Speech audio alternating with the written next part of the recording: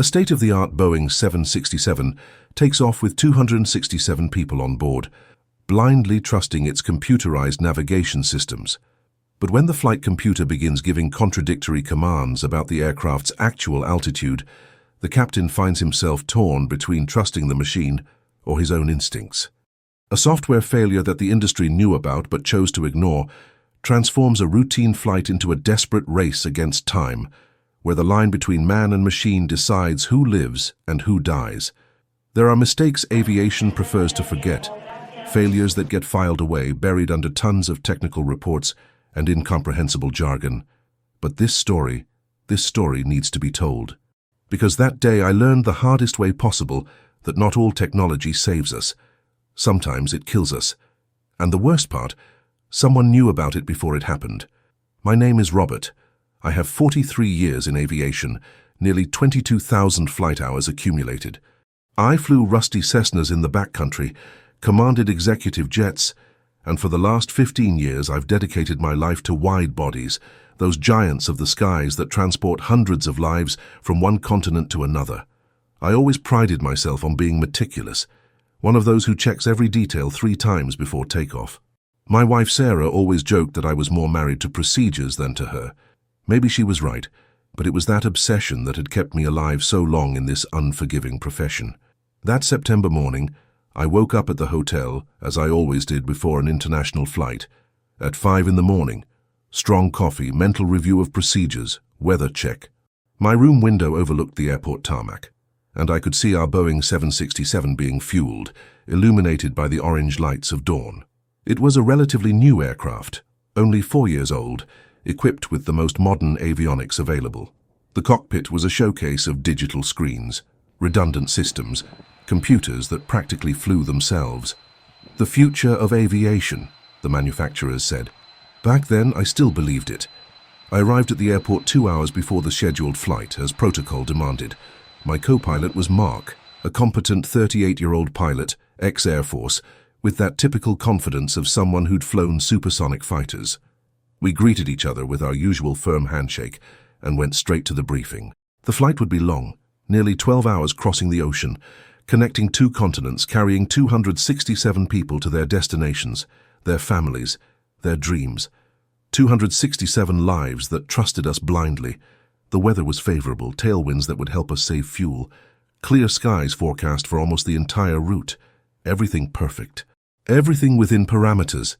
During the pre-flight check, I walked around the exterior of the aircraft with my flashlight, inspecting each surface, each panel, each detail that might indicate a problem. The tires were perfect. The flaps responded smoothly to commands. The Pratt & Whitney engines gleamed impeccably under the morning light. Inside the cockpit, Mark and I started the system's initialization checklist. It was an almost religious ritual, powering up the flight computers, calibrating the instruments, programming the route into the FMS, the flight management system, that electronic brain that would practically command our journey. Everything functioning perfectly, all lights green, all systems operational. Passengers began boarding at 7 in the morning. Through the intercom, I could hear the murmur of families settling in. Babies crying, luggage being dragged through the aisles. Among them were executives returning from important meetings, families visiting distant relatives, honeymooning couples, students heading home, each with their story, each with their plans for the future. I never thought much about it before flights. If I did, maybe I couldn't take off. At 7:40, we received clearance from the control tower. The engines roared with that reassuring power, the turbines spinning in perfect synchrony. We taxied to the runway threshold while I mentally reviewed every emergency procedure, every possible failure scenario. It was a compulsive habit I'd developed over the years. Always expect the worst, my first instructor used to say, because when the worst happens, you don't have time to think. At 8 o'clock sharp, we advanced down the runway. The acceleration pushed our bodies back against the seats. The roar of the engines filled the cockpit, and within seconds, we were airborne. The takeoff was flawless, smooth as silk. We retracted the landing gear, adjusted the flaps, and began our climb to our programmed cruise altitude, 37,000 feet. The sun was rising on the horizon, painting the sky in shades of orange and gold.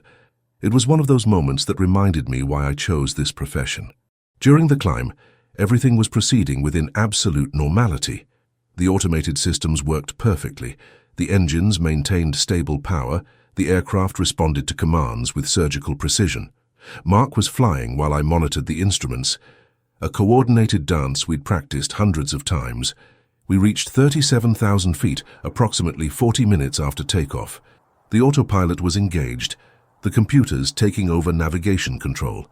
This was when most pilots relaxed a bit, knowing the critical phase of takeoff had passed. But I never completely relaxed. I always kept one eye on the instruments, always ready to assume manual control at any moment. It was exactly at that instant that I noticed something strange, a small discrepancy between the altimeters. The primary altimeter, fed by the onboard computer, indicated 37,000 feet. But the backup altimeter, a traditional analog instrument, showed 36,800 feet, 200 feet difference.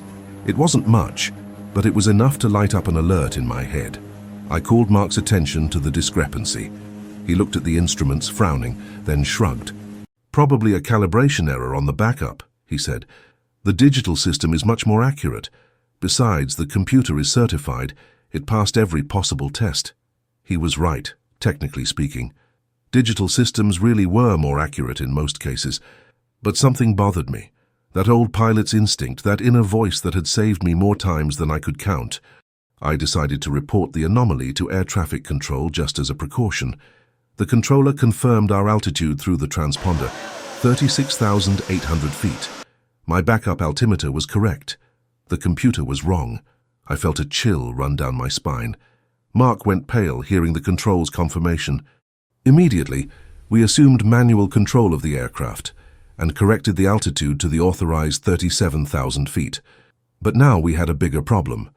If the computer was reporting incorrect altitude, what other data was compromised? We initiated a complete systems diagnostic. At first, everything seemed to function normally. Speed, heading, outside air temperature, fuel consumption, all parameters seemed to be within limits, except altitude. The computer insisted we were at 37,000 feet, when, in reality, we were 200 feet below. I contacted the company via radio, explained the situation to the dispatchers and engineers on the ground. There was a long pause before the response. When it came, the chief engineer's voice sounded tense, carefully choosing each word.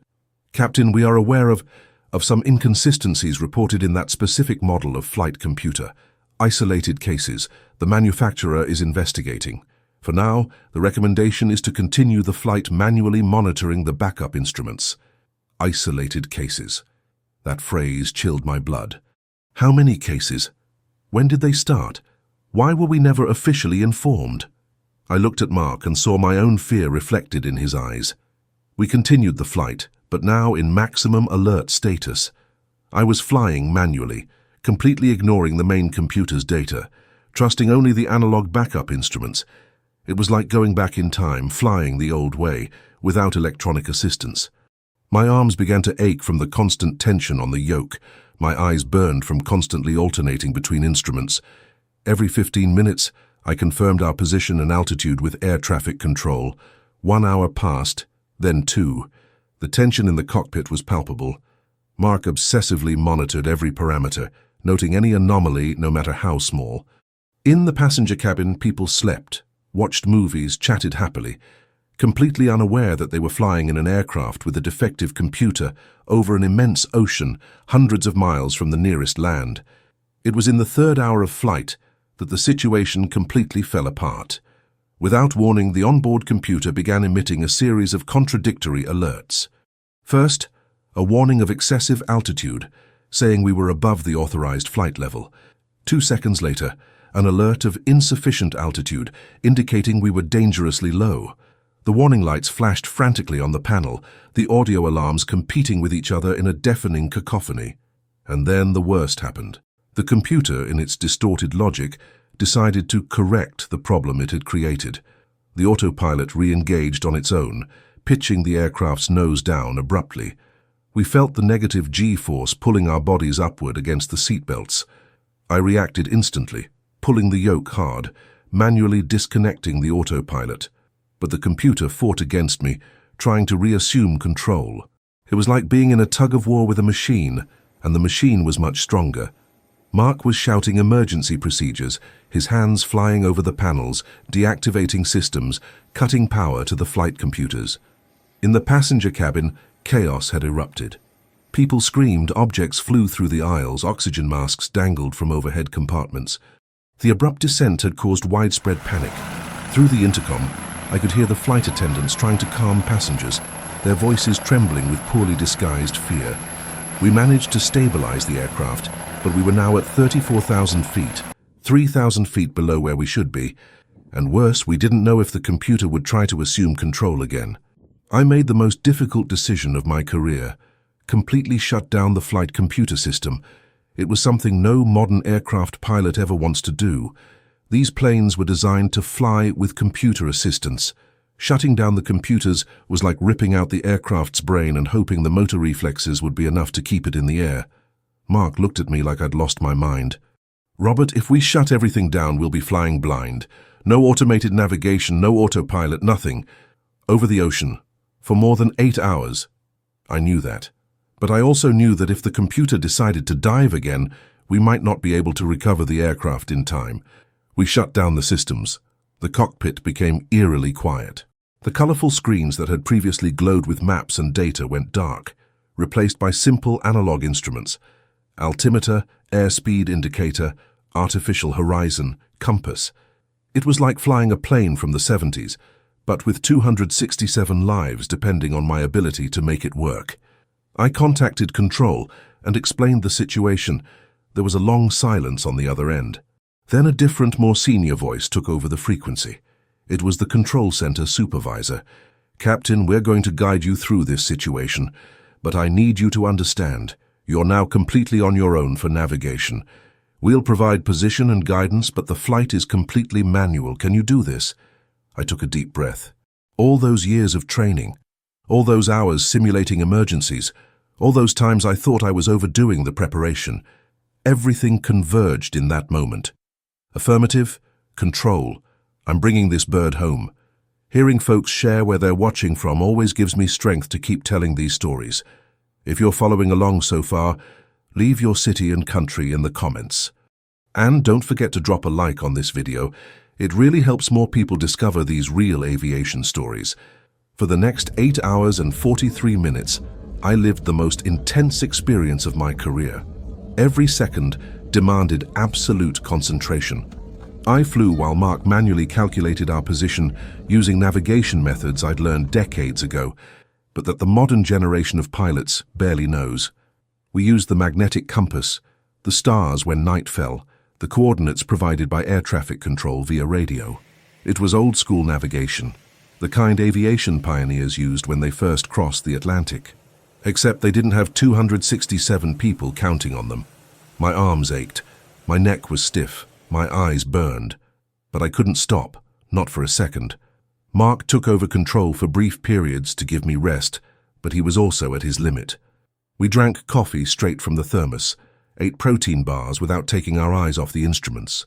In the cabin, the flight attendants had explained the situation to passengers. They said we were having technical difficulties with the navigation systems, but that everything was under control. It was a half-truth. Everything was under control only because I was physically holding the yoke, manually adjusting every altitude variation, every wind change, every bit of turbulence that tried to knock us off course. Night fell over the ocean.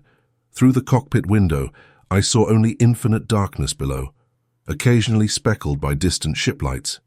Above, the stars shone with a clarity we rarely see on land, unobscured by light pollution. I used the North Star to confirm our heading, a technique my grandfather, also a pilot, had taught me when I was a kid. 4 hours after the incident, Mark discovered something disturbing while thumbing through the technical manuals. There was a section, buried in the middle of hundreds of pages of technical specifications, that briefly mentioned known inconsistencies in altitude sensors under certain atmospheric conditions. The section recommended increased monitoring during such conditions. Increased monitoring. Not complete system shutdown, not red alert. Just increased monitoring. And this information was hidden in a technical footnote that most pilots would never read. "They knew," Mark whispered. his voice loaded with anger and disbelief. The manufacturers knew there was a problem, and they did nothing but put a little footnote in a manual nobody reads.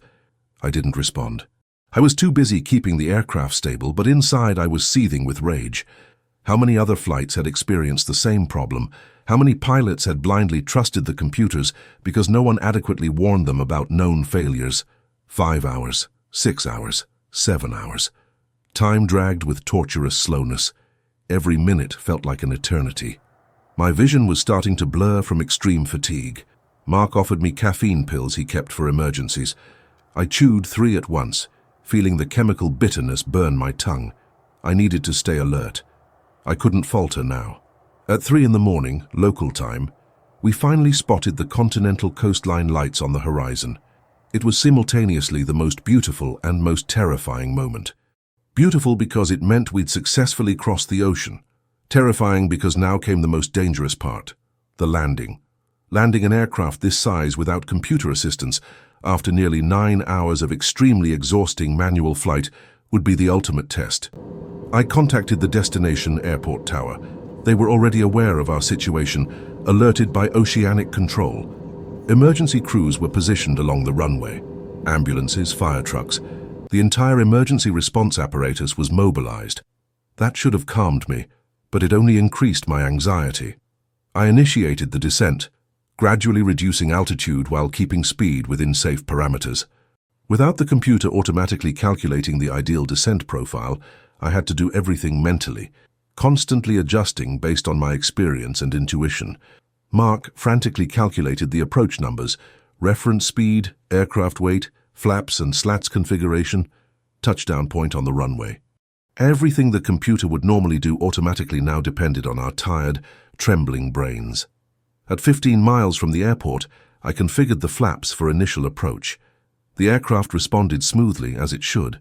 At least the hydraulic systems still worked perfectly. At 10 miles, I lowered the landing gear. I felt and heard the reassuring clunk of the gear locking into position. 3 green lights on the panel confirmed all gear were down and locked. 5 miles. The runway was in sight now, an illuminated strip cutting through the darkness. It looked so distant, so impossible to reach. My hand on the yoke was visibly shaking. Mark placed his hand over mine for a brief moment, a silent gesture of solidarity and confidence. 3 miles. I aligned the aircraft with the center line. Crosswind tried to push us sideways and I constantly compensated, making micro-adjustments. 1 mile. I could see the fire trucks positioned along the runway, their red and blue lights flashing. I could see the ambulances. I could see dozens of people watching 1/2 mile. I cut the engines to idle, configured full flaps, adjusted the angle of attack. The runway was approaching fast. Too fast, or was it too slow? My perception was distorted by extreme exhaustion. 200 feet, 100 feet, 50 feet. I began the flare, gently raising the aircraft's nose, reducing the descent rate. 30 feet, 20 feet, 10 feet. The tires touched the asphalt with a slight squeal. It wasn't the smoothest landing of my career, but it was safe. I immediately engaged the engine reversers and brakes. The aircraft decelerated quickly, and I managed to keep it perfectly aligned with the runway centerline. When we finally stopped, 500 meters from the end of the runway, I released the yoke I'd been holding for nearly 9 hours. My hands were numb, my fingers locked in position. Mark had tears streaming down his face. Tears of relief, exhaustion, gratitude for being alive. Through the intercom, I heard an explosion of applause and shouts of joy coming from the passenger cabin. 267 people had safely reached the ground. 267 lives saved not by the technology that was supposed to protect us, but by the fundamental human skill of flying an aircraft. We shut down the engines, and for the first time in almost 12 hours, there was complete silence in the cockpit. A blessed, wonderful silence that meant we had survived. Emergency crews surrounded the aircraft immediately. Paramedics came aboard to check for injuries.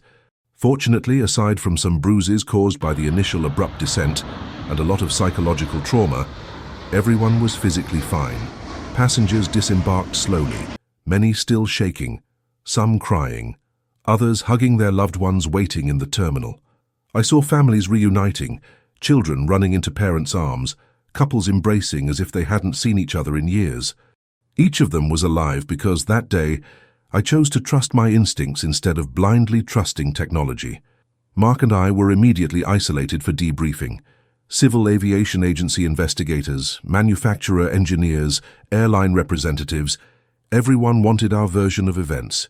I told everything in meticulous detail, from the first altimeter discrepancy to the final landing.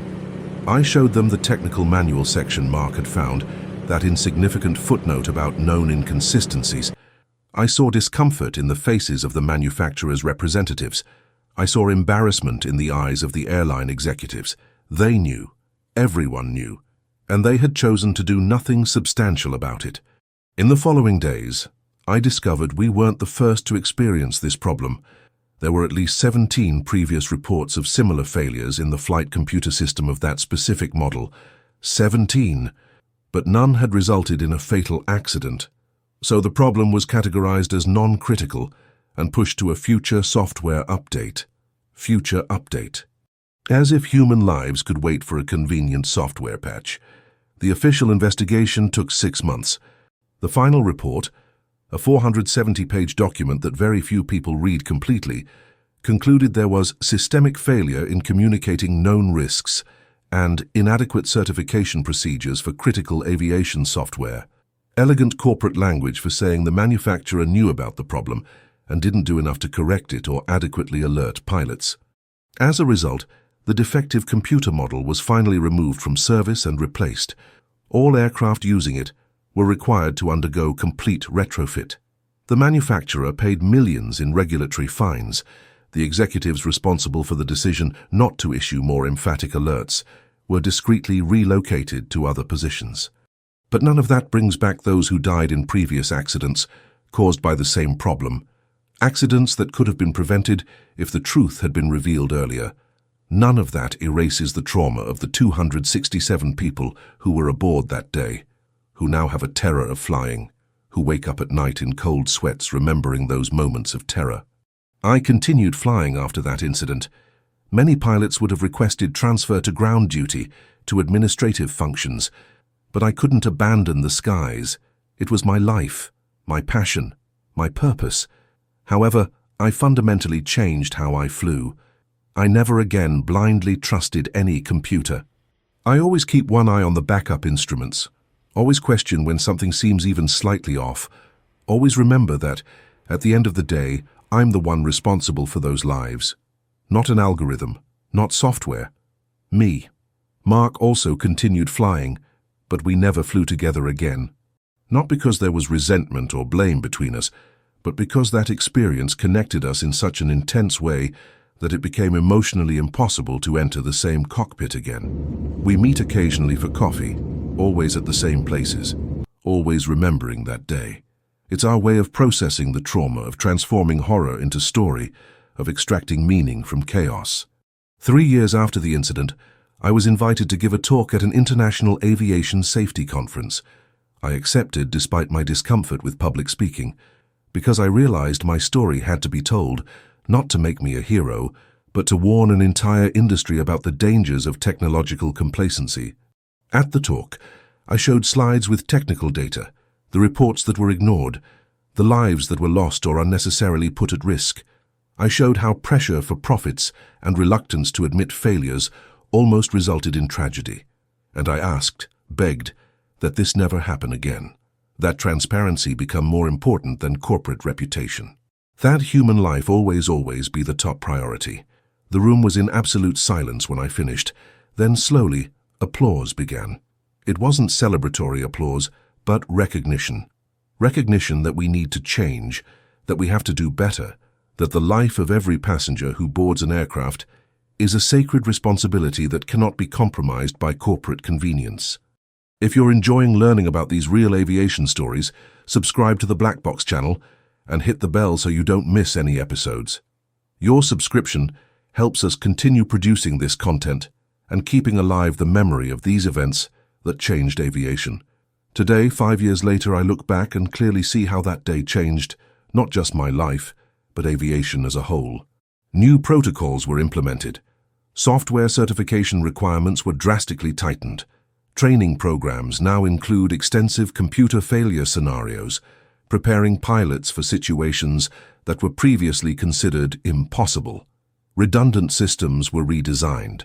Transparency in communicating known failures became mandatory, with severe penalties for companies that conceal critical safety information. But it's still not enough. It will never be enough as long as there are people willing to put profit above lives, as long as there are corporate cultures that punish those who raise red flags, as long as there are systems that incentivize silence instead of honesty. That's why I continue flying. That's why I continue telling this story, because every time I climb into that cockpit, I carry with me the memory of that day, the memory of the 267 people who trusted me when technology failed, the memory of all those who weren't as lucky on other flights with other pilots in other circumstances. I fly to honor them. I fly to ensure their stories aren't forgotten. I fly to prove that, even in the era of absolute automation, artificial intelligence, autonomous systems, there's still room, there's still need, for human judgment, for intuition trained by thousands of hours of experience, for a pilot's decision to question when something isn't right. My wife Sarah sometimes asks if I'm afraid to fly now after everything, and I answer honestly, yes I am, but it's not a paralyzing fear. It's a healthy, respectful fear that keeps me alert, that prevents me from falling into the complacency that's the real killer in the skies. It's the fear that reminds me on every flight that I'm responsible for precious, unique, irreplaceable lives. And that responsibility cannot be delegated to any computer, no matter how advanced.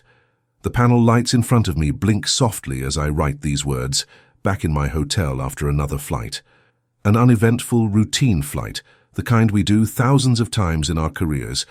But I know that somewhere in the world, at this exact moment, another pilot is facing their own technological nightmare.